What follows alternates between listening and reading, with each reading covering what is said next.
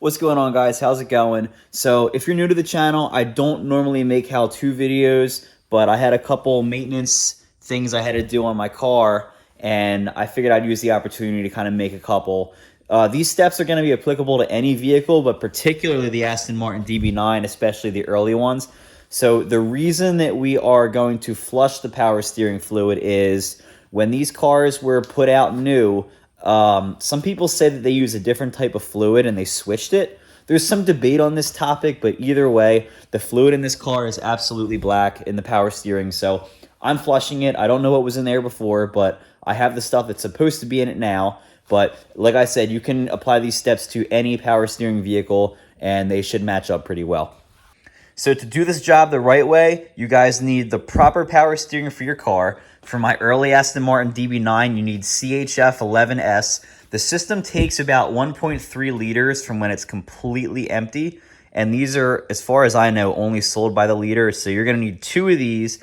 But if you guys are flushing, then you have to maybe buy like 3 or 4. My car's got about 50,000 miles on it.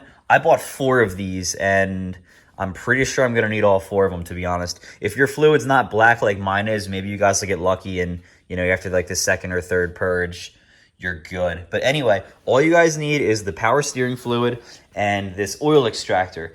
So this tool was about $150, $200 from Harbor Freight, but you can maybe borrow one from a friend or something like that. Basically, it's designed to suck oil out of an engine. This was very helpful in changing the oil on Mercedes cars. So what you want to do is open up your power steering reservoir and then connect this to it. And then this is going to start to vacuum and it's going to start pulling fluid out. While that's sucking, eventually it's going to run dry the same way it is right now. So you want to make sure it's wedged all the way in. And while that's sucking fluid out, you want to turn the steering wheel. But you want to do it with the car off. So once you do that a couple times, then we're going to add some more fluid in, and then we're going to start the car. So you want to fill the reservoir up pretty high, pretty much all the way to the top, because it's so empty now that as soon as it starts the car, it's going to start pressurizing the system again. You want to fill it up pretty much to the top, but you know, don't overdo it if you have a really big reservoir. All right, guys, so the second time I filled it up, it looks a lot less black. Look at that. It looks actually pretty good. All those little white dots in there, I'm pretty sure those are just air bubbles. I think I'm going to try to flush this one more time, which basically just means we're going to repeat what we just did. We're just going to suck the fluid out, then we're going to put new fluid in. If you guys also have an early DB9 like me, don't forget this BMW Lubrizol additive. The part number is right here. I'm going to put that in the video description for you guys as well.